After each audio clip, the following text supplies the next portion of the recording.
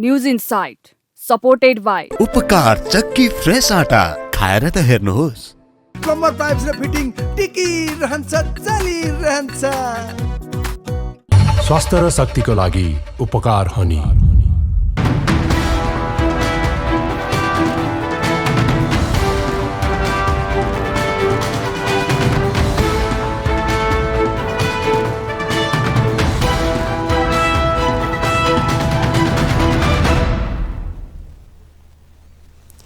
तपाईको चासोको न्यूजबारे विस्तृतमा बुझ्ने समय होयो। खास न्यूजलाई खास कोणबाट हेर्ने समय होयो। हरेक दिन यो समयमा हामी साझा र ताजा मुद्दा लिएर तपाईहरुमाझ आउनेछौं। नमस्कार, म प्रेजिना देवकोटा। सुरु गरौं हेडलाइन्सबाट।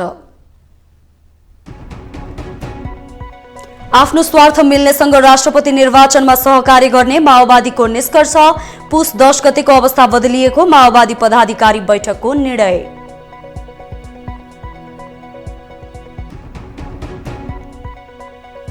नेपालसँगको सम्बन्धलाई लिएर विवादास्पद अभिव्यक्ति दिँदै आएका भारतीय बुद्धिजीवी एसडी मुनिले राष्ट्रपतिमा सिफारिस गरे 4 जनाको नाम। सामाजिक सञ्जालमा चर्को आलोचना। सोभियु निर्वाचनका लागि विद्यार्थी संगठनहरू तातिन थाले। निर्वाचन कार्यतालिका प्रकाशित भए पनि बारम्बार मिति सरेकोले अझै पनि विद्यार्थी सशंकित।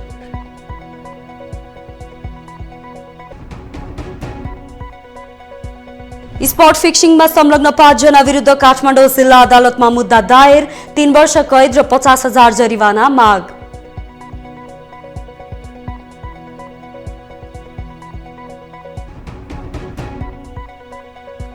र विश्वव्यापी रूपमा बढ्दो तापमान पृथ्वीका लागि खतरा बन्दै। सन् 2030 सम्ममा विश्वमा 8 करोड मानिसले रोजगारी गुमाउने। भारत सबैभन्दा बढी मारमा पर्ने।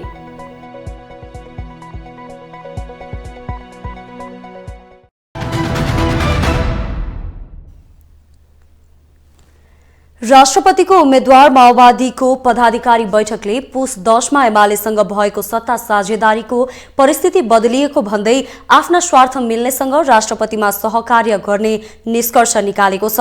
सोमबार साँझ बसेको बैठकपछि सञ्चारकर्मीसँग पार्टी उपाध्यक्ष कृष्ण बहादुर महराले स्वार्थ जोसँग मिल्छ त्यससँग सहकार्य गर्ने निष्कर्ष निकालेको जानकारी दिए।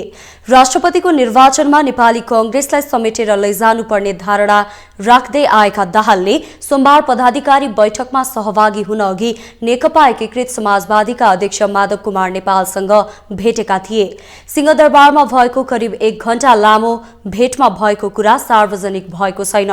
प्रधानमन्त्री दाहालले यसभन्दा अघि पोखरामा आयोजित पार्टीको एक कार्यक्रममा संघीय लोकतान्त्रिक गणतन्त्र, संविधान सभा र शान्ति सम्झौताका निम्ति काम गरेका पार्टीहरू राष्ट्रपतिका लागि राष्ट्रिय सहमति कायम गर्न एकजुट हुनुपर्ने धारणा राखेका थिए।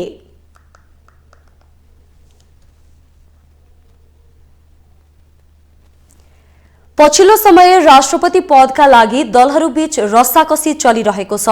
तर को व्यक्तिलाई राष्ट्रपति बनाउने भन्ने टुङ्गो छैन। शक्ति राष्ट्रहरूले पनि आफू अनुकूल व्यक्ति राष्ट्रपति भइदियोस् भन्ने चाहेका छन्। यो परिस्थितिले देखाएको संकेत के हो? यसै विषयमा केन्द्रित भएर सहकर्मी ऋषि खतिवडाले राजनीतिक विश्लेषक प्रकाश रायमाझीसँग गरेको कुराकानी अबको क्रममा। वर्तमान राजनीतिमा राष्ट्रपतिको जुन दौडधुप चलिरहेको छ, किन यति धेरै चर्चा भइरहेको पाउनु भएको छ? अब यो हाम्रो अहिले सबभन्दा दुर्भाग्यपूर्ण अवस्था छ। राष्ट्रको राष्ट्र प्रमुख अथवा राष्ट्र अध्यक्ष कसलाई बनाउने, राष्ट्रपति बनाउने भन्नेमा हामी विदेशीको सरसल्लाहमा बढी भर परेका छौँ। राष्ट्रपति हाम्रो देशभित्र बनाउने हो कि विदेशीले बनाउने, यो पनि टुङ्गाउन गाह्रो भएको छ। अहिले हाम्रो राष्ट्रपति यो देशले मात्रै चाहेर हुँदैन। त्यो राष्ट्रपति कसको लागि हुने भन्दा अमेरिकालाई अनुकूल हुनु पर्यो, भारतको लागि पनि अनुकूल भइदिनु पर्यो, चीनको लागि पनि अनुकूल हुनु पर्यो, अथवा दलहरूको स्वार्थपूर्वक काम गर्न सक्ने एउटा कठपुतली पनि चाहियो। यो परिस्थितिले गर्दा राष्ट्रपति को बनाउने भन्नेमा ठुलो चाहिँ विवाद आएको हो। र शक्ति सन्तुलनको दृष्टिकोण भन्दा पनि कुन पार्टीलाई बढी आफ्नो स्वार्थ पुरा गर्न प्रयोग गर्न सकिन्छ भन्ने यहाँ जनचाहना र जनताको भावना भन्दा पनि विपरीत राजनीतिक दलहरूको स्वार्थसँग जोडिएको छ।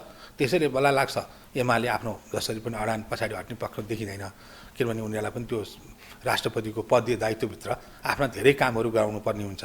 कांग्रेसले यसपालि आफ्नो भाग खोजेको छ। कांग्रेस त प्रतिपक्षमा पनि नबसिकन सरकारमा पनि सामेल हुने र भोलि राष्ट्रपति पनि पाउनुपर्छ भन्ने मान्यतामा गइसकेका छ। यो के देखियो भन्दा नेपालको राजनीतिको विगतको इतिहास र वर्तमान हेर्दाखेरि हामी हाम्रो राष्ट्रियतालाई नै कतै तिलाञ्जली दिन गइरहेछौँ कि भन्ने जस्तो चाहिँ अवस्थामा पुगेका छौँ।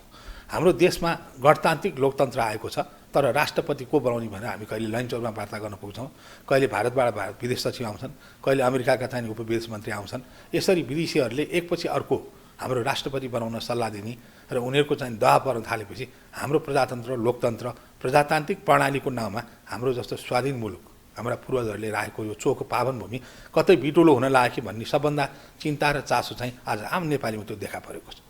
भनेपछि भारतीय जुन चासो पछिल्लो समय बढिरहेको छ, केही समय अगाडि भारतीय विदेश सचिव विनय मोहन क्वात्रा आएका थिए, त्यस्तै नवीन श्रीवास्तवले यो नेपालमा रहेर पनि भारतीय राजदूतले पनि सक्रियता बढाइरहेको भनेर पाइन्छ। आजै मात्रै पनि भारतीय बुद्धिजीवी एसटी मुनिले पनि एउटा ट्विटरमा आफ्नो मन्तव्य राख्दै त्यहाँ चाहिँ आफ्नो भावना राखेका थिए, भनौँ आफ्नो अभिव्यक्ति दिएका थिए कि नेपालका 4 जना व्यक्तिहरू चाहिँ उपयुक्त हुन्छन् राष्ट्रपतिका लागि भनेर उनले लेखेका छन् एसटी मुनिले पनि। यी विषयहरू समग्र रूपमा यो चासो खुल्ला आइरहँदा यसले चाहिँ नेपालको राष्ट्रियता, नेपाली दलहरूको जुन निर्णायक शक्ति कहाँनिर चाहिँ प्रश्न उठाएको छ, किन यति कमजोर भयो नेपाली राजनीतिक दलका यी खेलाडीहरू?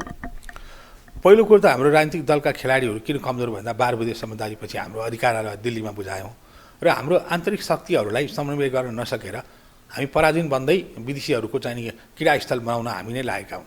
हामीले जब चाहिँ विदेशीहरूको क्रीडास्थल बनाउन थालेपछि उनीहरूले पनि त खेल्ने भयो नि, हाम्रो त यो पावन भूमि छ। त्यति मात्र नै रणनीतिक ढङ्गले पनि नेपालको भूभाग प्रयोग गर्न अहिले अमेरिका पनि आतुर देखिन्छ। झन् यो रुसको चाहिँ यो जुन विवाद र त्यसपछि युक्रेनको घटनापछि अहिले विश्वव्यापी रूपमा परिवर्तन आएको छ, त्यो परिवर्तनको शिकार नेपाल पनि बनिरहेछ। अमेरिकाको उपस्थिति बढेको छ, चाइना आफ्नो पक्षमा नेपालको भूमिबाट प्रयोग नहोस् चाहन्छ। अर्को कुरो भारत आफ्नो सधैँ एउटा गुलाम नेपाल बन्नुपर्छ निमान्त राख्छ। यी तमाम कारणले गर्दा नेपालका राजनीतिक दलहरू करिब अहिले असफल छन्, तर पनि हामी बाध्यता अहिले राष्ट्रपति बनाउन विदेशीसँग हामी निगा खोजिरहेछौँ। आज भर्खर देख्नुभयो 4 जनाको नाम आएको छ नि। राष्ट्रपति हाम्रो देशको हो कि विदेशीले सिफारिस गर्ने? योभन्दा दुर्भाग्य, योभन्दा लज्जास्पद के हुनसक्छ? हामी स्वाभिमान छौँ भने राष्ट्रपतिको चुनाव गरौँ न त, चुनाव गरौँ, संविधान संशोधन गरौँ, प्रत्येक नेपाली जनताले मतदानद्वारा राष्ट्रपतिको निर्वाचन गरौँ। त्यो सम्भव छ भने त्यो पनि एउटा प्रयत्न गरौँ।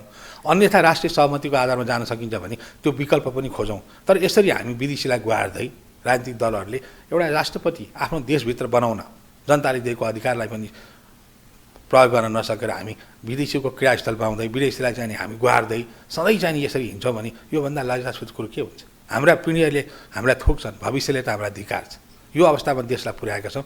त्यसैले राजनीतिक दलहरूमा सचेतनाको कमी र पद दोलुप्त भ्रष्ट भएको कारणले गर्दा राजनीतिक दलहरू यति कमजोर भएका हुन्। 46 सालपछि क्रमशः हाम्रो राजनीति कमजोर हुँदै गयो र त्यसपछि 62-63 पछि निर्णायक क्षमता पुरै गुमायौँ र हामीले अहिले देशलाई कहाँ पुर्याएछौँ भने यो घटनाले पनि अहिले पुष्टि गरिराखेको छ। राष्ट्रपति कसले दिने, कसको अनुकूलको लागि चाहिएको छ भनेर विदेशीले नामै चाहिने मतलब सार्वजनिक गर्छन् र हामी पछि लागेका छौँ। योभन्दा ठुलो दुर्भाग्यहरू के हो? भारतीय भूमिका भन्दा पनि हाम्रा राजनीतिक दलहरूको नेतृत्व कमजोरी भयो र 12 बुँदे समझदारीपछि जसरी भारतमा बसेर उनीहरूले यो नेपालको आन्तरिक शक्तिहरूलाई विस्थापित गर्दै गए, परम्परा मूल्य मान्यताहरूलाई तोड्दै गए र त्यसको परिणाम के भयो त भन्ने हामी भारतीयहरूको दास भन्न थाल्यौँ। अहिले त भारतीयको मात्रै छैन, युरोपियनको पनि त्यत्तिको चलखेल छ, अरू अब पाश्चात्य मुलुकको पनि चलखेल छ, अब उता उत्तरको पनि चलखेल छ। यो किन बनायो भन्दाखेरि हाम्रो राजनीतिक दलहरूले नेपाली जनतालाई धम्काउने, तर्साउने, विमानस्थल आउने हामी फलानालाई भेट्यौँ अथवा चीनको राष्ट्रपति भेट्यौँ, भारतको चाहिँ राष्ट्रपति प्रधानमन्त्री भेट्यौँ भनेर हामीलाई फोटो हालेर तर्साउन थाले। हामी नेपाली जनताले गर्न सक्ने निर्णयको क्षमतालाई विदेशीका पोल्टामा लगाएर सुम्पिदिए नि, जसको कारणले गर्दा हाम्रो स्वाधीनतामाथि प्रश्न उठ्यो। अहिले आज हामी यति कमजोरमा 12 बुँदे समझदारी भनेको के हो त्यो? त्यसमा नेपालको हित छ कि नेपालको राष्ट्रियताको सन्दर्भमा त्यहाँ बोलिएको छ कि त्यो बेलाको जुन 62-63 को एउटा माओवादी द्वन्द्वलाई कसरी व्यवस्थापन गर्ने भन्ने मध्यस्थ भारतले गरेको छ। त्यसबाट के देखिन्छ भन्दा भारत चाहिँ माओवादी द्वन्द्वमा सहयोगी थियो र माओवादी द्वन्द्वलाई यहाँ प्रजातान्त्रिक शक्तिहरूको माध्यमबाट स्थापित गराएर ऊ आफ्नो स्वार्थ पुरा गर्न चाहन्थ्यो। त्यो नै हो 12 बुँदे समझदारी भने।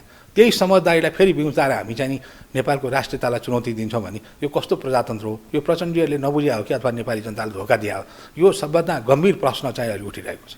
भनेपछि प्रचण्डले जुन अभिव्यक्ति दिनुभएको छ 12 बुँदे सहमति अनुसार चाहिँ राष्ट्रपति निर्वाचन हुन्छ भन्ने विषय, त्यो विषयले को व्यक्तिलाई चाहिँ इङ्गित गर्न खोजेको होला? त्यो राष्ट्रिय सहमति चाहिँ कुन पात्रमा गएर भेटिएला? अब यो सहमतिको राष्ट्रिय सहमतिको जुन कुरो भन्दा पनि भारतमा 12 बुँदे समझदारी गर्दा जुन दलहरू त्यति बेला अग्रसर थिए जसले मध्यस्थता गरायो र भारतको चाहना के छ भन्दाखेरि यो 12 बुँदे समझदारीभित्रकै दलबाट चाहिँ त्यो राष्ट्रपति हुनुपर्छ भनेर चाहिँ जुन किसिमको उनीहरूले दबाब दिइरहेछन् अब त्यो दुर्भाग्य हो र त्यो हुनु हुँदैन। हामीले त अझ सकिन्छ भने यो निर्वाचनलाई सारेर यो अहिलेको चल्केलाई विदेशीहरूको हस्तक्षेपबाट मुक्त गर्नको निमित्त संविधानको 2/3 बहुमतले परिवर्तन गरौँ, राष्ट्रपतिको प्रत्यक्ष निर्वाचनद्वारा हामी अगाडि बढौँ।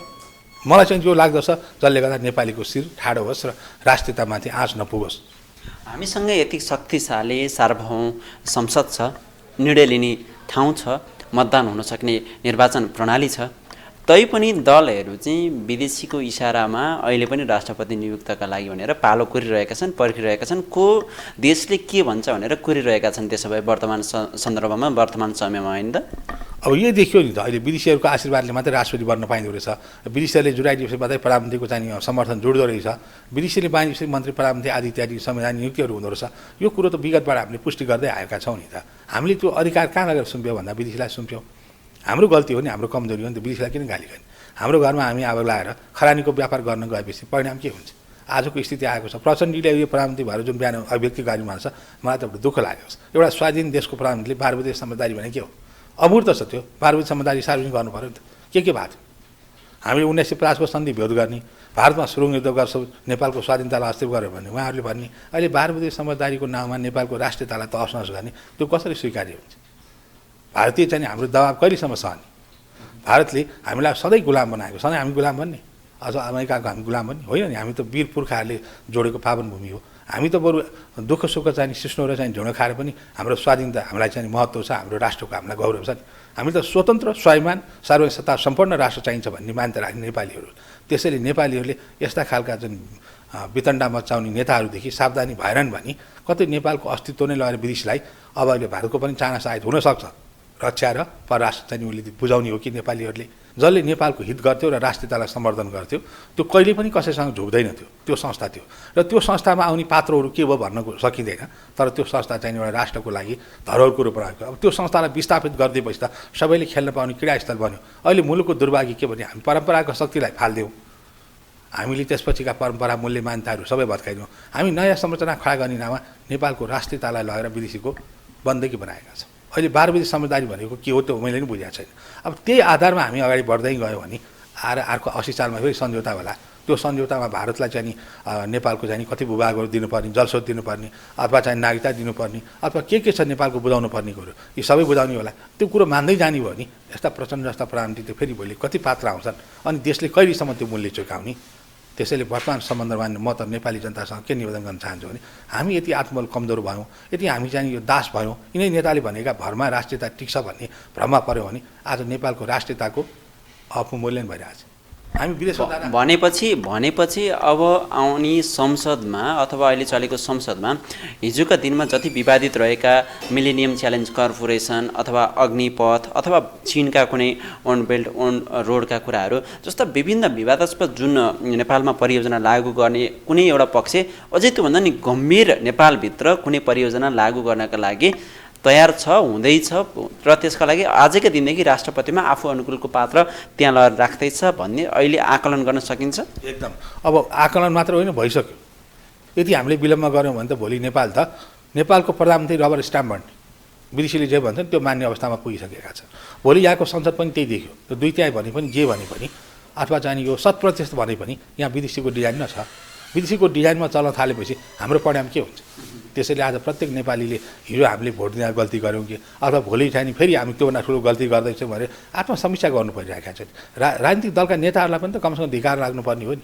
आफूले गर्न निर्णय नसकेर छरछिमेकीले भनेका छन् अथवा हामी फलानाले चाहिँ चित्त बुझाउनुपर्छ अथवा फलानुको निमित्त हामीले राष्ट्रपति बनिनुपर्छ भनेर यसरी चाहिँ 21औं शताब्दीमा अरू देशहरूले स्वतन्त्रता खोजिरहेका छन्, आफ्नो राष्ट्रको पौरख खोजिरहेका छन्। हामी त जन्मजात स्वतन्त्र स्वाभिमान नेपालीहरू आज हाम्रा पूर्वजहरूलाई धिकारेर हाम्रा पूर्वजहरूले पसिना बगाएर रगत पसिनाले जोडेको देशलाई यति घृणा यति चाहिँ वितृष्णा फैलाउनु भनेको दुर्भाग्य होइन र? हामी त्यसै वनको बाघले खाओस् नखाओस् मनको बाघले खाओस् भने जसरी यो अहिलेको सन्दर्भमा जुन हामीले बहस गरिरहेका छौँ त्यसरी आत्तेका मात्र पो हो कि? यो आत्तिको कसरी हो र? यहाँ त हाम्रो राष्ट्रपति बनाउनलाई विदेशीले नामै दिन थालिसकेका छन्। अब लाइन्चरमा चाहिँ बैठक बस्छ, अमेरिकनहरूको दौड भएको छ, चारैतिरबाट आक्रमण भएको छ। यदि हामी स्वतन्त्र स्वाभिमान थियौँ भने यो संसदबाट राष्ट्रपति बनाए भइहाल्यो। यसमा चाहिँ विवादै थिएन। यति ठुलो बहसको विषय किन हुन्थ्यो? हाम्रो चाहिँ दलहरूमा भएका नेताहरूमध्येबाट सर्वसम्मत तरिकाले राष्ट्रपति बनाउन सकिन्थ्यो। अथवा राष्ट्रिय सहमतिको आधारमा पूर्व राजालाई पनि उनले अब सहमतिको लागि एउटा आह्वान गरेका छन्, हामी सहकार्य गरौँ भनेर। उनलाई पनि राष्ट्र अध्यक्ष बनाइदिएको के फरक पर्थ्यो? एउटा उदाहरणको लागि, किनभने हिजो त सम्झौता भग्यो, 5 बुँदे समझदारी गरेर संसद पुनर्स्थापना गरिएको थियो। त्यो परिस्थितिलाई हेरेर उनलाई राष्ट्र अध्यक्ष बनाउँदा के हुन्थ्यो? विवाद त हुँदैन थियो। कमसेकम त्यो संस्था एउटा राष्ट्रको लागि एउटा धरोहरको रूपमा फेरि खडा हुन्थ्यो। व्यक्ति पात्र खराब हुन सक्छन्, तर संस्था त देशको हितको पक्ष हुन्थ्यो नि। यो पक्षमा पनि विचार गर्ने हो कि जस्तो मलाई लाग्दछ। राष्ट्रपति पद पछिल्ला दिनहरूमा अझै संसदमा राष्ट्रपति गएर जुन तरिकाले केही हप्ता अगाडि अथवा हिजो पशुपतिनाथ जाँदै गर्दा पनि चर्को विवाद भइरहेको थियो त्यो यात्रालाई लिएर, होइन? जुन तरिकाले सेनाले अथवा प्रहरीले सुरक्षा दिँदै सडक जाम गर्दै लिएर गइरहेको अवस्थामा यो तरिकाले हेर्दै गर्दा राष्ट्रपति पदमाथि एक तरिकाले जनमानसमा कता कता वितृष्णा जस्तो पनि देखिन्छ, अथवा त्यसलाई विवादमा ल्याउने विभिन्न प्रयासहरू भइरहेका छन्। अर्कोतर्फ त्यही पदका लागि दलहरू अहिले मरि हत्या गरेर लागिरहेका छन्। यो जनताले कता कता नरुचाएको जस्तो, अनि नेताहरूले चाहिँ त्यही पदका लागि मरि हत्या गर्नु, यो सन्दर्भ चाहिँ के हो जस्तो लाग्छ तपाईँलाई? पहिलो कुरो त अब यो गणतन्त्र जसरी ल्याइयो, त्यो गणतन्त्र राष्ट्रपति प्रणालीको जुन शासन नेपाली जनताले सहज रूपमा स्वीकारेको पनि थिएनन्। अब अप्रत्याशित रूपमा आयो। अब ठिक छ, त्यो आइसकेको छ, त्यसलाई हामीले विरोध गर्ने कुरा आएन। तर अहिले पनि लोकप्रियता बढेन, किनभने राष्ट्रपतिप्रति देखिने दृष्टिकोण, उनको व्यवहार, उनको क्रियाकलापले राष्ट्रमुखी बन्न सकेन। अब हामी राष्ट्रपतिको कुरा गर्दा राष्ट्रपतिसँग धेरै कुराहरू जोडिन्छ। पशुपतिनाथको पूजामा जानुपर्ने, महाशिवरात्रिमा जानुपर्ने हुन्छ, कुमारीको चाहिँ दर्शन गर्न जानुपर्ने, परम्परासँग जोडिन्छ। हाम्रो राष्ट्रपति भनेको हाम्रो धर्म, संस्कृति, सभ्यतासँग जोडिएको छ। हाम्रो देशलाई अहिले मानव यहाँले जुन प्रश्न उठाउनुभयो, संविधानमा धर्मनिरपेक्ष बनाएको छ, त्यो देश धर्मसापेक्ष छ। भोलि हामी हाम्रो हिन्दू धर्म संस्कृतिभन्दा बाहिरको राष्ट्रपति बनायो भने भोलि नेपाली जनताले स्वीकार्छ, स्वीकार्दैनन्, कुमारीले टिका लाउँछ, लाउँदैन। यी तमाम कुराहरू छन्। त्यसैले गर्दा हाम्रो राष्ट्रपति हाम्रो देश, हाम्रो धर्म, संस्कृति, परम्परा, मूल्य मान्यता अनुरूपको हुनुपर्छ। अब त्यो चाहना राख्ने हो भने अहिले त्यो असम्भव देखियो, किनभने दलभित्र त दलीय स्वार्थ छ। सबै दलको साझा दृष्टिकोण छैन, किनभने यहाँ त विदेशीको आशीर्वाद चाहिएको छ। अनि भोलि राष्ट्रपति भइसकेपछि यहाँ त अनेकौँ किसिमका हाम्रो देशमा चाहिँ नि स्वार्थहरू पुरा गर्न राष्ट्रपतिको माध्यमबाट प्रयोग गरिन्छ। किनभने राजनीतिक अस्थिरताको कारणले राजनीतिमा चाहिँ नि हामीले अधिकार नदिए तापनि, सेरेमोनियल भनिए तापनि, र पछिल्लो क्रममा हेर्दाखेरि राष्ट्रपति शक्तिशाली बन्दै गएको देखिएको छ। यो अवस्थाले गर्दा विदेशीहरू चाहिँ यो राष्ट्रपतिको पद आफ्ना अनुकूलका मान्छे पाउनुपर्छ भनेर बढी उत्साहित र ललायत भएको देख्दछु। त्यसो भए अब जो राष्ट्रपति आउँदैछ, जो निर्वाचित हुँदैछ, त्यो राष्ट्रपति भनेको चाहिँ कुनै देशको आशीर्वाद प्राप्त राष्ट्रपति हो भनेर भन्नलाई कहिल्यै हिचकिचाहट गर्न पर्दैन। अब जो राष्ट्रपति पदका लागि आउँदैछ त्यो व्यक्ति कुनै विदेशीले चाहिँ आशीर्वाद दिएर निर्वाचित भएर आएको हो भनेर भन्न फरक पर्दैन। त्यसो भए अब यही देखियो नि त, अहिलेको परिस्थितिबाट जुन देखिएको यथार्थ कुरो त्यही हो। अब विदेशीको आशीर्वाद नभए पनि भएन, विदेशीको कृपा नभए पनि भएन, विदेशीको समर्थन पनि नभइकन भएन। हाम्रो चाहिँ देशभित्र त त्यो पात्र पनि देखिएन नि। त्यसैले अब त्योभन्दा के अनौठो कुरो हुन्छ र? त्यसो भए यो कलङ्कको टीकाबाट मुक्त पाउनलाई चाहिँ अब नेपालका राजनीतिक दलहरूले के कुरामा विचार गर्नुपर्छ, के कुरामा ध्यान दिनुपर्छ? अब यो मैले माथि निवेदन गरेँ नि, यदि हामीले यो कलङ्कको टीकाबाट मुक्त हुने, देशलाई स्वतन्त्र र स्वाभिमान राख्ने भने हामी प्रत्यक्ष चाहिँ राष्ट्रपति चुनावमा जाउँ न। प्रत्येक नेपाली जनता बालिक मताधिकारबाट आफ्नो मतदानद्वारा राष्ट्रपति चुन्ने अधिकार चुनौँ। सम्भव त्यो छ भने, होइन विकल्प चाहिँ त्यो पनि छैन भने हामीले हिजो राष्ट्र शासनसँग एउटा समन्वय गरेका छन्, त्यो संस्थालाई एउटा स्पेस दिएर अगाडि राष्ट्रपतिको सट्टा एउटा सेरेमोनियल अथवा कुनै दृष्टिकोणले राजालाई चाहिँ त्यो सामा राखौँ र त्यसपछि अगाडि बढौँ। त्यो पनि एउटा विकल्प छ। विकल्प हुँदै नभएको होइन, विकल्प त खोज्नु पऱ्यो, देशभित्र विकल्प खोज्नु पऱ्यो नि। हाम्रो समस्या समाधान गर्न विदेशीले खोजिदिने होइन, विदेशीले सुझाव दिने होइन, हामीभित्रै भएको समस्यालाई हामीले समाधान गर्नु पऱ्यो। त्यो बाटोमा राजनीतिक दलहरू लाग्नुपर्छ भन्ने हाम्रो बुझाइ हो। हस्, यो महत्त्वपूर्ण समय र संवादका लागि तपाईँलाई धेरै धेरै धन्यवाद। अब यो अवसर दिनुभयो त्यसको निम्ति यहाँलाई पनि धेरै धेरै धन्यवाद। म फेरि पनि नमन गर्न चाहन्छु। भारतीय बुद्धिजीवी एसडी मुनिले नेपालको नयाँ राष्ट्रपतिमा 4 जना नेपालीहरूको नाम लिएपछि आलोचनाका शिकार बनेका छन्। नेपाल र भारत बीच प्रशासनिक र राजनीतिक तवरमा दूरी बढाउने खास खेलाडी मानिएका मुनि नेपालबारे विवादास्पद टिप्पणी गरेर समय समयमा चर्चामा पनि आइरहन्छन्। यसै सन्दर्भमा उनले सामाजिक सञ्जाल ट्विटरमा सर्वसम्मतिबाट नयाँ राष्ट्रपतिको चयन ठिक हुने भन्दै देवेन्द्र राज पाण्डे, प्राध्यापक लोकराज बराल, दमननाथ ढुङ्गाना र अनुराधा कोइरालाको नाम लिएका छन्। यस विषयमा सामाजिक सञ्जालमा प्राप्त प्रतिक्रिया अबको क्रममा। टङ्क दाहाल लेख्छन्, यष्टिमुनि एक भारतीय खुफियाले नेपालको राष्ट्रपति निर्वाचनमा हस्तक्षेप गर्दै 4वटा नामले लिएर सार्वजनिक बकवास गरेको छ। अब तिनैमध्ये एकजना राष्ट्रपतिमा निर्वाचित भए यसको अर्थ के होला? नेपाल अझै स्वतन्त्र नै छ भन्ने लाग्छ? सबका सब बिकाऊ। त्यस्तै ह्युम्यानिटी नामक सामाजिक सञ्जाल प्रयोगकर्ता लेख्छन्, एमाले, काङ्ग्रेस, माओवादी राष्ट्रपतिको उम्मेद्वार सभ्य, सौम्य, नम्र, नैतिकवान, इमान्दार र आफ्नै पार्टीभित्र सबैले रुचाएको र आम जनताप्रति वफादार छानौँ, न कि विवादास्पद अध्यादेशमाथि कहिले छाप लगाउने कहिले नलगाउने, आफ्नो माउ पार्टीप्रति सधैँ नतमस्तक हुने खालको नहोस्, सम्पूर्ण नेपालीको होस्। सूर्यराज आचार्यको तर्क छ, नेपाल मामिलामा चासो राख्ने सरकारभित्र बाहिरका भारतीयहरू नेपालप्रति सद्भाव राखेको दाबी गर्छन्, तर उनीहरूका धेरैजसो अभिव्यक्ति सद्भाव बिथुल्ने प्रकृतिका हुन्छन्। यष्टि मुनिको यस्तै काम।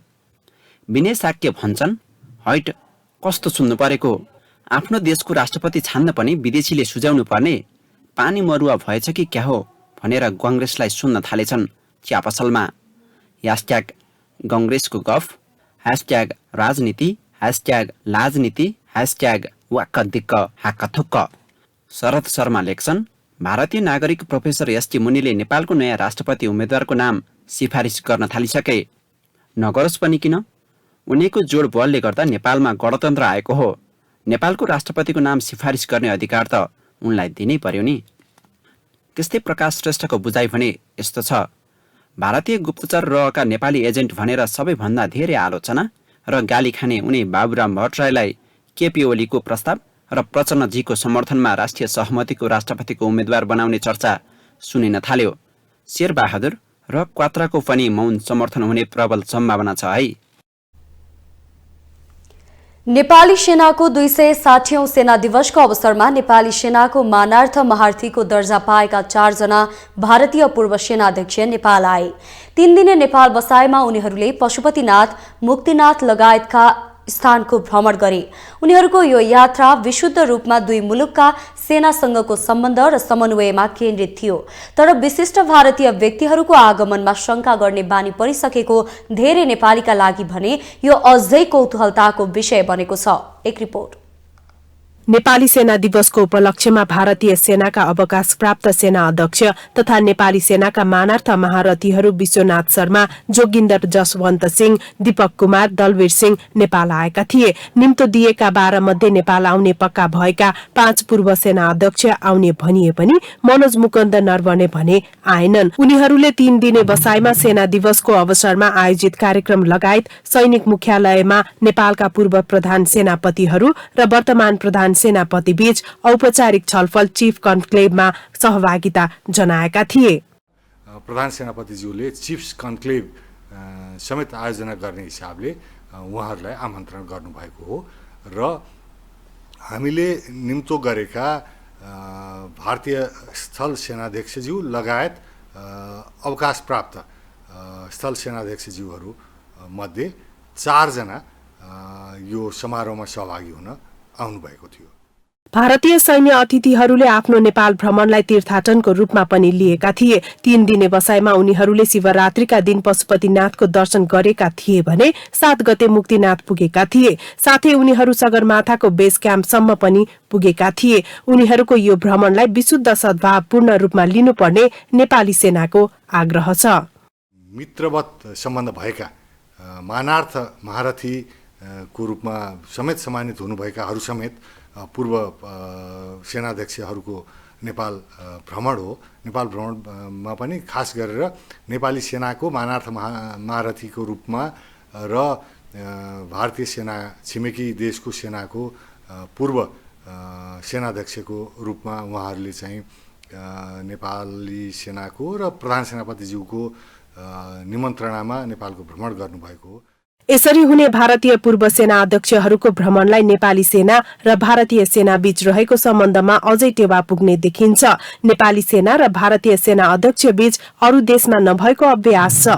दुवै देशका सेना प्रमुखलाई महारथी सेनापतिको सम्मान दिने प्रचलन छ। भारतका सेना अध्यक्ष करियापालाई पहिलो पटक मानार्थ सम्मान दिइएको थियो। नेपाली र भारतीय सेना बीचको विशेष परम्परा अनुसार नेपालका प्रधान सेनापति भारतीय सेनाका मानार्थ महारथी तथा भारतीय सेनाका सेनाध्यक्ष नेपाली सेनाका मानार्थ महारथी रहँदै आएका छन्। यस अर्थमा दुई देशको सेनाबीचको विशिष्ट परम्परालाई यो भ्रमणले अझै बलियो बनाएको अनुमान गर्न सकिन्छ। तपाईलाई न्यूज इनसाइटमा पुनः जोड्नेछौं। त्रिभुवन विश्वविद्यालयले आगामी चैत 5 गतेका लागि तोकेको स्वतन्त्र विद्यार्थी युनियन सोबिउ निर्वाचनका लागि विद्यार्थीहरू अझै ढुक्क बन्न सकेका छैनन्। पटक पटक स्थगित हुँदै आएको र बारम्बार मिति सारिएको कारण अझै पनि विद्यार्थी विश्वस्त हुन नसके पनि निर्वाचनका लागि भने कार्यतालिका नै सार्वजनिक गरिएको छ। एक रिपोर्ट।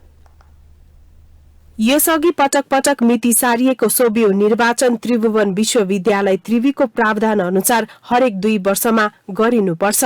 पछिल्लो पटक 2073 सालमा सम्पन्न भएपछि करिब 6 वर्षपछि त्रिभुवन विश्वविद्यालयले आगामी चैत 5 गते गर्ने गरी निर्वाचन कार्यतालिका सार्वजनिक गरेको छ। विश्वविद्यालयको लापरवाही, सरकारको बेवास्ता र ठूला राजनीतिक दलको हस्तक्षेपका कारणले समयमा सोबिउ निर्वाचन हुन नसकेको विद्यार्थीको बुझाइ छ। अनरा सोबिउ सबैभन्दा जिम्मेवार संगठन हो। 2036 सालदेखि 2073 सालसम्मका स्वतन्त्र विद्यार्थी युनियनका सबै निर्वाचनमा आरआरका सबै विद्यार्थीहरूको अभिभावकत्वको काम गरेको छ। सोबिउको लागि हामीले नै चुनाव जितेका छौँ। अनरा सोबिउ नै यहाँको विजेता र प्रथम संगठन हो। अहिले पनि हामीले नै चुनाव जित्छौँ। त्यसका लागि चाहिँ हामी आज तयारी गरेका होइनौँ। हामी चाहिँ 365 दिन नै तयारी गर्छौँ। त्यसकारण हाम्रो तयारी सदाबहार कायमै छ। अहिले विश्वविद्यालयले निर्वाचनको कार्यतालिका सार्वजनिक गरेसँगै सबै संगठनका विद्यार्थीहरू सोबिउ निर्वाचनका लागि उत्साहित भएका छन्। हरेक निर्वाचन विद्यार्थीहरूका लागि नयाँ आशाको केन्द्र बन्ने गरेको छ। यस अघि पनि अन्तिम समयमा आएर समेत बारम्बार सरेकाले निर्वाचन फेरि पनि सर्ने हो कि भन्ने शंका भने विद्यार्थीमा कायम छ। सबैजना सोबिउ हुन्छ भनेर लाग्दै गर्दा पनि सबैमा फेरि एउटा अन्योलता, झन् पहिलेदेखि विद्यार्थी क्रान्ति गरिरहेकाहरूमा के अन्योलता छ भने सोबिउको यस्तो हल्ला त पहिले पनि चल्ने गर्थ्यो होइन। हात्ती आयो फुस्सा भन्ने एउटा उखान छ। त्यसै गरी सोबिउ हुन्छ भन्दै फेरि अन्तिम आवरमा आएर अनेक चलखेलले गर्दा सोबिउ रोकिएका कारणले गर्दाखेरि यहाँ अहिले चाहिँ सोबिउको तयारीको लागि पनि लागिरहेछन्, तर मनमा चाहिँ आश्वस्त हुने स्थिति चाहिँ छैन। तर हामी नेपाल विद्यार्थी सङ्घ चाहिँ सोबिउको तयारीको लागि एकदम देशव्यापी रूपमा चाहिँ लागिरहेका छौँ। नेपाल विद्यार्थी सङ्घको तपाईँको 3-4वटा समिति पनि बनिसकेका छ। यो घोषणापत्र तयारी समिति केही दिनमा सार्वजनिक गर्न गइरहेका छौँ हामी घोषणापत्र। त्यसै गरी प्रचार समिति, प्रशिक्षण समिति, सुरक्षा समन्वय समिति लगायत भइरहेछ र सबै क्याम्पसहरूमा नेपाल विद्यार्थी सङ्घले कार्यक्रमहरू गरिरहेछ। त्रिभुवन विश्वविद्यालय अन्तर्गतका क्याम्पसमा अध्ययनरत विद्यार्थीहरूको हकहितका लागि स्थापित सोबिउको निर्वाचन विशुद्ध विद्यार्थी हकहितमा नै समर्पित हुनुपर्ने हो। तर सोबिउ निर्वाचनलाई मिनी संसदको निर्वाचन भन्दै दलहरूको राजनीतिक आधार मापन गर्ने माध्यम पनि मान्य गरिएको छ। चैत 5 गते हुने स्वतन्त्र विद्यार्थी युनियन सोबिउ निर्वाचन हुँदैछ। विद्यार्थीहरूको हक र हितका लागि यो निर्वाचन निकै महत्त्वपूर्ण मानिएको छ। यिनै विद्यार्थीहरू देशका राजनीतिक कर्णधारका रूपमा पनि लिन सकिन्छ। करिब 1 दशकपछि हुन लागेको निर्वाचनबाट कस्तो आशा राख्न सकिएला? हामीले केही विद्यार्थीहरूसँग प्रश्न सोधेका छौं। अबको क्रममा सोबिउ निर्वाचन बारे विद्यार्थीको भनाई। सोबिउ निर्वाचनको लागि त हामी तयारी अवस्थामा नै छौँ। अहिले यहाँ क्याम्पसमा गतिविधिहरू पनि पहिलाको भन्दा बढिरहेको छ। क्याम्पसमा आउने विद्यार्थी माझ घुल्ने, विद्यार्थीहरूको समस्याहरू बुझ्ने, यी कुराहरू नि यहाँ विद्यार्थीहरूको समस्या लगेर प्रशासनसँग कुरा गर्ने कुराहरू भइरहेको नै छ। अब अहिले चाहिँ विश्व बजारले मागेको चाहिँ शिक्षा प्रणालीलाई चाहिँ हामीले विकसित गर्न आवश्यकता छ होइन। नेपालको चाहिँ शिक्षालाई हेर्ने हो भनेदेखि अलिकति चाहिँ कस्तो भन्ने, अलिकति थ्योरीमा मात्रै बढी गर्ने, प्र्याक्टिकल छैन। अब साइन्स एउटा पढाइ हुन्छ, साइन्स ल्याबै छैन होइन। त्यसलाई चाहिँ अब अलिकति व्यवस्थित गर्दै प्रविधिक मैत्री चाहिँ शिक्षालाई अगाडि बढाउँदै विश्व बजारमा बिक्ने खालको चाहिँ हामीले त्यस्तो चाहिँ एजेन्डाहरू लिएर चाहिँ हामी अगाडि बढ्छौँ। हामी त तयार अवस्थामै हो। हाम्रो अब हार जित जेसुकै भए पनि हामी लड्नलाई तयार छौँ होइन। हामी जस्तो सुकै परिणाम आए पनि स्वीकार्न अवश्य नै छौँ। अब सोभि चुनाव चाहिँ हुनु पर्यो भन्ने कुरो हो। अब साङ्गठनिक गतिविधिहरूलाई पनि अगाडि लिएर गएका छौँ। अब विद्यार्थीहरूको मुद्दाहरूलाई पनि अगाडि उठाइ नै रहेछौँ। अब यहाँनिर प्र्याक्टिकलको समस्याहरू इधर उधर फिल्ड भिजिटको कुराहरूमा पनि समस्या देखाइरहेका छन् सरहरूले। त्यो समस्यालाई पनि हामीले चाहिँ समाधान गर्ने नै पर्छ, जसरी नै गर्नुपर्छ भनेर चाहिँ अगाडि लागिरहेको छौँ। पहिलो कुरा चाहिँ त्रिभुवन विश्वविद्यालयले कार्यतालिका सार्वजनिक गरिसकेपछि उसले गर्नुपर्ने सम्पूर्ण दायित्वहरू पुरा गर्नु पर्यो। क्याम्पस विशेष चाहिँ क्याम्पसहरू तयार हुनु पर्यो, निर्वाचन गराउने समितिहरू तयार हुनु पर्यो। विद्यार्थी सङ्गठनले त्यसका लागि वातावरण तयार गरिदिने मात्रै हो। त अहिले पनि हेर्नुहुन्छ नि हामी आरआर क्याम्पसमा चाहिँ विद्यार्थी सङ्गठन सबै एक खालको तयारीमा जुटिसकेको छ। निर्वाचन हुन्छ भन्दै पनि एक खालको तयारीमा जुटिसकेको छ। विद्यार्थी माझ गइसकेको छ, आफ्ना गतिविधिहरू चाहिँ अगाडि बढाइसकेका छौँ। हामीले निर्वाचन कस्तो हुन्छ, निर्वाचनले चाहिँ हरेक कुराको एडभोकेसी गर्नुपर्छ जस्तो लाग्छ मलाई। जो हरेक निर्वाचनले के नयाँ दिने त विद्यार्थीलाई, के कुरालाई चाहिँ यो निर्वाचन फरक छ भन्ने बनाउने। त्यसका लागि हामीले पहिला त निर्वाचनको वातावरण तयार गर्नुपर्छ। त्यसका लागि हामी इमान्दार हुनु पर्यो, विद्यार्थी सङ्गठनहरू विशेष इमान्दार हुनु पर्यो। त्यसपछि त्यो इमान्दार भयो भने निर्वाचन सफल हुन्छ जस्तो लाग्छ मलाई। यसको पहिलाको कार्यतालिका फागुनमा तोकिएको थियो। त्यसपछि केही कारणवश केही समस्याहरूको बावजुद चैत्रमा सारियो। यति बेला हामी काठमाडौँको भ्यालीको कलेजहरू तयारी छौँ। तयारीको सन्दर्भमा हामी आरआरबाट भन्ने हो भने एकदम हामी चाहिँ विद्यार्थीको हकितको लागि, विद्यार्थीको समस्या समाधानको लागि, सोभिमा आएर विद्यार्थीको लागि गर्नुपर्ने कुराहरूको लागि एकदम हामी तयार भएर चाहिँ एकदम सहज तरिकाले चाहिँ हामी सोभि निर्वाचनलाई सफल पार्नुपर्छ भन्ने हेतुले चाहिँ हामी सबै तयार छौँ। भोलिको एजेन्डा भनेको चाहिँ यो शिक्षा नीतिलाई यो प्रविधि मैत्री बनाउन, वैज्ञानिक बनाउन र युग सुहाउँदो र नेपाली माटो सुहाउँदो नैतिक शिक्षामा आधारित रहेर चाहिँ विश्वविद्यालय र यहाँ यो सम्बन्धी देशैभरका विश्वविद्यालय मात्र नभएर देशैभरका विश्वविद्यालयहरूमा, देशैभरका चाहिँ विद्यालयहरूमा तल लेभलसम्म चाहिँ अनिराज सुब्बा आरआर क्याम्पसको एउटा नीति अथवा अनिराज सुब्बाको सिङ्गै अनिराज सुब्बाको एउटा नीति कार्यक्रम त्यसरी अगाडि बढ्दैछ। त्रिभुवन अन्तर्राष्ट्रिय विमानस्थल स्थित अध्यागमन कार्यालयको सर्भर डाउन हुँदा सोमबार सयौं यात्रुले शास्ति खेपेका छन्। बिहान 11:30 बजेदेखि भएको सर्भर डाउनको समस्याले 6वटा अन्तर्राष्ट्रिय उडानबाट विदेश जाने 1000 बढी यात्रु समस्यामा परेका थिए। 2 बजेपछि सर्भरको समस्या हटेपछि 2:35 देखि उडानहरू नियमित भएका थिए। सर्भर डाउन हुँदा Nepal Vayu Sewa Nigam, IndiGo, Batik Thai Smile, Malaysian Airlines र श्रीलङ्कन गरी 6वटा वायु सेवाबाट विदेश जानुपर्ने यात्रुको पासपोर्ट तथा भिसाको डिजिटल अध्ययनमा समस्या उत्पन्न भएको थियो। विमानस्थलमा यस्तो समस्या बारम्बार आउने गर्दा पनि यसतर्फ सम्बन्धित पक्षको ध्यान जान सकेको छैन। गत माघ 15 गते पनि अध्यागमन कार्यालयको सर्भर 5 घण्टासम्म डाउन हुँदा आधा दर्जन वायु सेवाका सयौं यात्रु अलपत्र परेका थिए। सर्भर डाउन हुँदा अध्यागमन कार्यालयको प्रस्थान बिन्दुमा रहेका 14 र आगमन बिन्दुमा रहेका 22वटा कम्प्युटरले यात्रुको पासपोर्ट र भिजा अध्ययनको काम गर्न सक्दैनन्।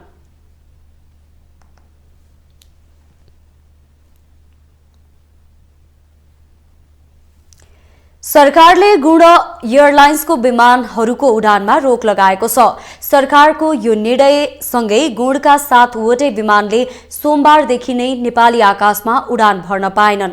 कर्मचारीलाई नियमित तलब सुविधा दिन नसकेको कारण हवाई सुरक्षामा प्रभाव पर्न सक्ने जोखिम भएको भन्दै नेपाल नागरिक उड्डयन प्राधिकरणले गुणका विमानहरूको उडानमा रोक लगाएको हो।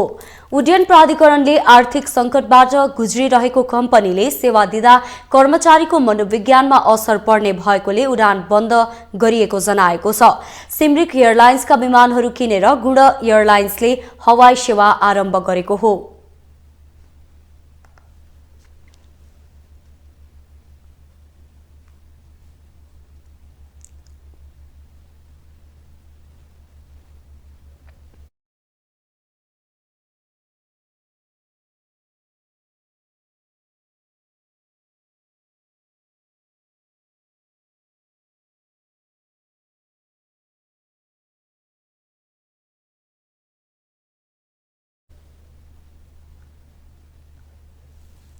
महाशिवरात्रि पर्वको अवसरमा पशुपतिनाथ मन्दिरमा भेला भएका साधु सन्तहरूलाई नगद सहित विदाई गरिएको छ। सोमबार पशुपति क्षेत्र विकास कोषले छिमेकी देश भारत सहित अन्य मुलुकबाट पशुपतिनाथ आएका साधु सन्तहरूलाई बढीमा 200 रुपैयाँदेखि 9200 रुपैयाँसम्म दक्षिणा दिएर विदाई गरिएको हो। पशुपति क्षेत्र विकास कोषका कार्यकारी निर्देशक घनश्याम खतिवड़ाले सामान्य माग्दै हिँड्नेलाई 200 देखि सुरु गरेर नागा बाबासम्मलाई छुट्टा छुट्टै दरले बढीमा 9200 रुपैयाँसम्म दक्षिणा दिएर विदाई गरिएको जानकारी दिए। अब अहिले गुठी संस्थानले 9000 सम्म अप्टिमम गरिरहेको छ भने त्यो नबढाको भन्न मिल्दैन। आजभन्दा 50औं वर्ष अगाडि 9000 थियो होला त? पक्कै थिएन। समय सन्दर्भ अवस्था र परिस्थिति अनुसार र स्रोत अनुसार बढाउँदै गएको अवस्था हो र कोषले पनि त्यसलाई बढाउँदै गएको छ। हामीले कोषले नीतिगत निर्णय गरेर गुठी संस्थानलाई फलो गरेका मात्रै हो। शिवरात्रिका बेला साधुहरूले भक्तजनबाट पनि दक्षिणा पाउने गरेको र कोषको तर्फबाट पनि दक्षिणा स्वरूप साधु सन्तहरूलाई विदाई गर्ने प्रचलन अनुसार दक्षिणा दिई विदाई गरिएको कोषले जनाएको छ। साधु सन्तहरूलाई कोषले जनही एउटा रुद्राक्षको माला पनि उपलब्ध गराएको छ।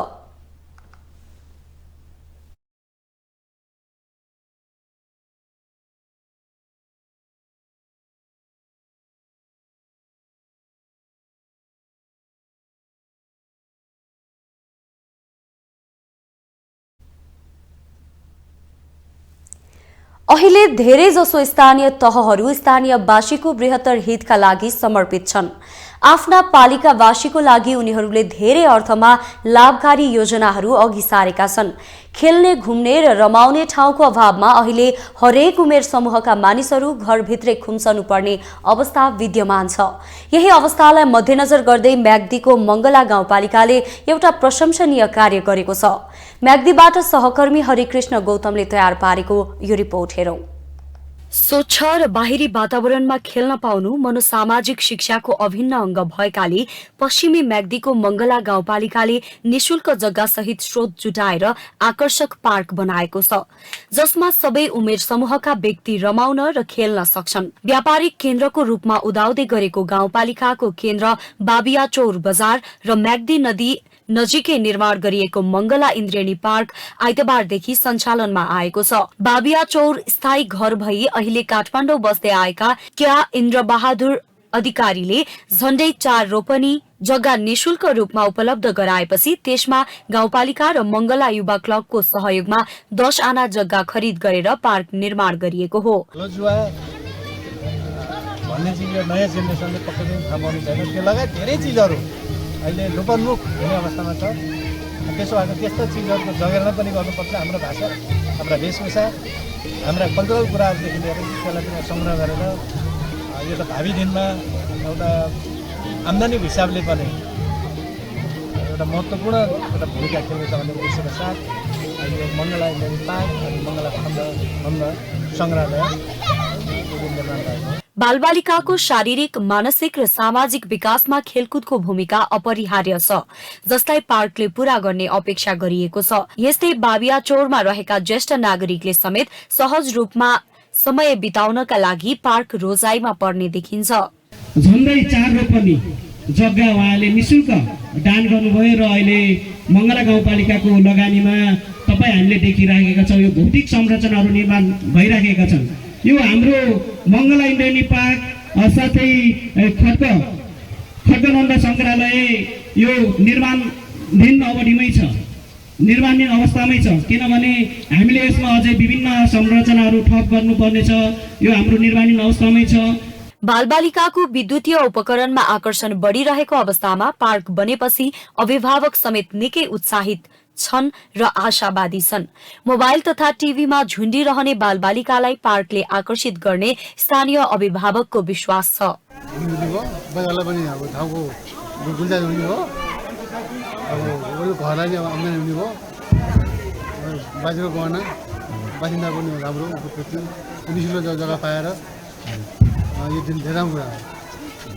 गएको आर्थिक वर्षमा निर्माण सम्पन्न भएको इन्द्रेणी पार्कमा 1 करोड़ रुपैयाँ भन्दा बढी लगानी गरिएको छ। पार्कका लागि झण्डै 4 रोपनी जग्गा दिएका समाजसेवी इन्द्र अधिकारीले समेत आफ्नो सोच अनुसार पार्क निर्माण भएकोमा उत्साहित छन्। उहाँले चाहिँ यो जग्गा चाहिँ माग्नु हो। माग्दाखेरि यसमा एउटा भूमिका खेल्ने मेरो भाइ समरबहादुर अधिकारी पनि छ। किनभने मैले पहिला म यो जग्गा दिन्न भनेर भनेको थिएँ, पछि चाहिँ इन्द्रेणी पार्कको लागि दिने भनेर अन्त भयो सबैको मनमा, अनि मैले चाहिँ यो दिएको। पार्क निर्माणमा यसअघि गण्डकी प्रदेश सरकारले डिभिजन वन कार्यालय म्याग्दी मार्फत 18 लाख रुपैयाँ बजेट लगानी गरेको थियो। यस बाहेकका बाँकी सबै बजेट गाउँपालिकाले व्यवस्थापन गरेको छ। तपाईलाई न्यूज इनसाइटमा पुनः जोड्नेछौं।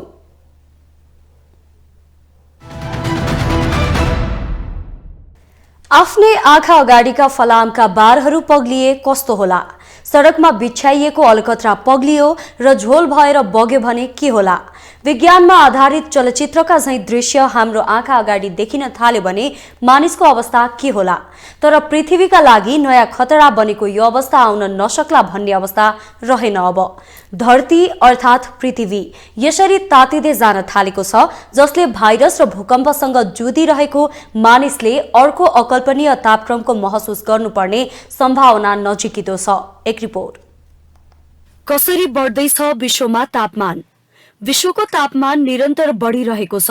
पृथ्वीमा तातो सहन नसक्ने गरी बढ्दै गएको भन्दै वैज्ञानिकहरूले पटक पटक चेतावनी दिँदै आएका छन्। सन् 1850 देखि 1900 सम्मको विश्वको औसत तापक्रम अहिले आएर 1.15 डिग्री सेल्सियसले बढेको छ। यही कारणले गर्दा सन् 2015 देखि 2022 सम्मको 8 वर्ष धरतीवासीले निकै गर्मी महसुस गरे। सन् 1990 को दशकमा वर्षको औसत तापक्रम 26.9 डिग्री सेल्सियस थियो, तर यो अहिले आएर 40 डिग्री सेल्सियस नाघिसकेको छ। नासा किन आत्तियो? विश्व मौसम विज्ञान संगठन WMO को 6वटा मुख्य अन्तर्राष्ट्रिय तापक्रम डाटा सेटका अनुसार पछिल्लो 8 वर्ष विश्वभरको रेकर्ड सबैभन्दा तातो थियो। यो हरित गृह ग्यासको बढ्दो मात्रा र यसले उत्पन्न गरेको गर्मीको कारण हो। यही कारणले अमेरिकी वैज्ञानिक अनुसन्धान केन्द्र नासाले पनि विश्वमा नयाँ खतरा आउन सक्ने भन्दै चिन्ता व्यक्त गरेको छ। 2022 मा युरोपमा हजारौंको मृत्यु। विश्व स्वास्थ्य संगठन WHO का युरोपका क्षेत्रीय निर्देशक हान्स क्लुगेका अनुसार गत वर्ष 2022 मा गर्मीका कारण 15,000 मानिसको मृत्यु भएको थियो। जर्मनीमा 4,500, स्पेनमा 4,000, पोर्चुगलमा 1,000, बेलायतमा 3,200 भन्दा बढीको मृत्यु भएको छ। मानव शरीरले 36 देखि 37 डिग्री सम्मको तापक्रम सहन सक्ने अनुसन्धान र विज्ञहरूको विश्वास छ, जबकि धेरै देश र राज्यहरूमा गर्मीको तापमानले निरन्तर नयाँ उचाइ छुँदैछ। दक्षिण एसियामा 3 देश बढी प्रभावित। विश्व मौसम संगठन WMO को प्रतिवेदनमा उल्लेख भए अनुसार जलवायु परिवर्तन र बढ्दो तापक्रमको सबैभन्दा नराम्रो असर दक्षिण एसियाली देशहरू भारत, पाकिस्तान र बंगलादेशमा पर्ने जनाएको छ। भारतका धेरै भागहरूमा विगत केही वर्ष यता गर्मीको लहर धेरै देखिएको छ, जसले भारतको सबभन्दा ठूलो जनसंख्या बढी मारमा पर्नेछ। गर्मीका कारण मृत्यु हुनेको संख्या पनि बढेको छ। विश्वभर 8 करोड़ मानिसले रोजगारी गुमाउने। जलवायु पारदर्शिता प्रतिवेदन 2022 ले भारतमा गर्मीका कारण मानिसहरूले 167 अर्ब काम गर्ने घण्टा गुमाएका छन्, जुन सन् 1990-1999 को तुलनामा 39% बढी हो। प्रतिवेदनका अनुसार 2021 मा अत्यधिक गर्मीका कारण भारतले सेवा उत्पादन, कृषि र निर्माण क्षेत्रमा 159 अर्ब अमेरिकी डलर गुमाएको थियो, जुन जीडीपी को 5.4% हो। सन् 2030 सम्ममा गर्मीको तनावका कारण उत्पादन क्षमतामा ह्रास आउने आकलन गरिएको छ, जसमा विश्वभर 8 करोड़ मानिसले रोजगारी गुमाउने छन् भने भारतमा 3.4 करोड़ मानिस बेरोजगार बन्नेछन्। संयुक्त राष्ट्र संघको IPCC inter governmental panel of climate change को रिपोर्ट अनुसार उत्सर्जनका आधारमा पृथ्वी 10 देखि 20 वर्षमा तापक्रमको हिसाबले अकल्पनीय रूपमा तातिनेछ। 234 वैज्ञानिकले तयार पारेको 3000 पृष्ठ भन्दा बढीको रिपोर्टमा समुद्री सतह बढ्दै गएको, हिउँको आवरण घट्दै गएको र अत्यधिक गर्मी, खडेरी, बाढी र हावाहुरीका घटना बढ्दै गएको उल्लेख गरिएको छ। देश विदेशका यस्तै विभिन्न विषयवस्तुसँग हामी तपाईलाई जोडिरहनेछौँ न्युज इनसाइटमा। नमस्ते।